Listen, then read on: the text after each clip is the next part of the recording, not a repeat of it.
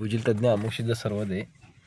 काल आमच्या गावामध्ये एवढा भयानक ॲक्सिडेंट झाला की 2 मुली, एक तांबुळं आणि एक नजीक पिंपरी, अशा 2 मुलींचा अपघात झाला. आता हा अपघात म्हणजे त्या लहानपणापासून मुली सांभाळल्या असतात आणि आईवडिलांनी एवढं काबाड कष्ट करून जर अशी परिस्थिती येत असेल तर ह्याला जबाबदार एस टी महामंडळ आहे. आज वरवडसारख्या वरवड इथून येणाऱ्या वटवट ह्या 2 मार्गातून येणाऱ्या गाड्या पाय ठेवायला जागा नसतं, अशा परिस्थितीत मुलं उभारलेली असतात. आता इकडलाही तांबूळ रोड आहे. ह्या तांबूळ रोडवरून मी एक दिवशी असं पाहिलं की माझं बोरचं काम चालू होतं शेजारच्या ठिकाणी आणि चुकून रोडवर नजर गेली तर अक्षरशः एका मोटरसायकलीवर 2 मुली आणि 2 मुलं अशी चौघजण बसून प्रवास करत होती. आज ही मुलं म्हणजे आपल्या देशातून घडणारी एक फुलं आहेत आणि ह्या लोकांना सुरक्षा देणं हे सरकारचं काम आहे.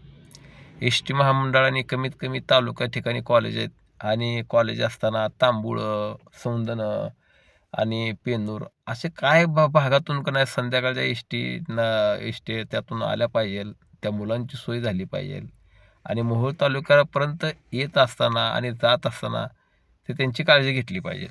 कारण शाळेचा टायमिंग, बसचा टायमिंग आणि हे सगळं आई-वडिलां मागं कुठेतरी प्रपंचाच्या नादात असतात, कामाला असतात. त्यांच्या मागं व्याप-ताप असते आणि हे सगळे जबाबदारी येथील कॉलेज असतील, आमदार असतील, खासदार ह्या सगळ्या लोकांची जबाबदारी की प्रत्येक ठिकाणी मुलं व्यवस्थित शाळेला येतात का?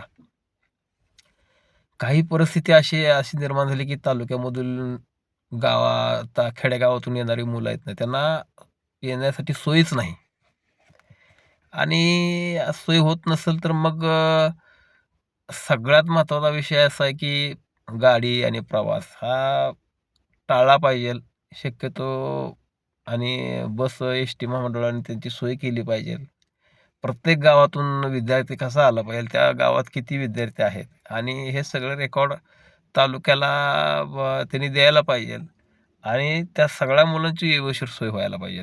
त्यामुळे असे धोके होणार नाहीत असं माझं मत आहे आणि ह्याला सगळ्यात जबाबदार एस टी महामंडळ आणि येथील कारभार आहे आणि कॉलेजच्या काही गोष्टी असतात तरी त्यांना अधिकाऱ्यांनी येऊन सूचना दिली पाहिजे. एखादा जनरल माहिती दिली पाहिजे की आपण शिकत असताना काय केलं पाहिजे, काय नाही केलं पाहिजे आणि हे सगळं फार माझ्या मनाने फार वाईट गोष्ट घडलेली आहे आमच्या गावाच्या वाटेला. फार वाईट म्हणजे आणि असे प्रत्येक गोष्टी थोड्याशा जबाबदारी करून काही शिक्षकांनी 1 तास घेतला पाहिजे की लोकांना ड्रायव्हिंगबद्दल माहिती दिली पाहिजे की आपण कशा गाड्या चालवल्या पाहिजे, वेळेचं कसं आलं पाहिजे, ह्या सगळ्या गोष्टी गरजेच्या आहेत. पण आजकाल काय झालंय ऑनलाईन अभ्यास टाकतात.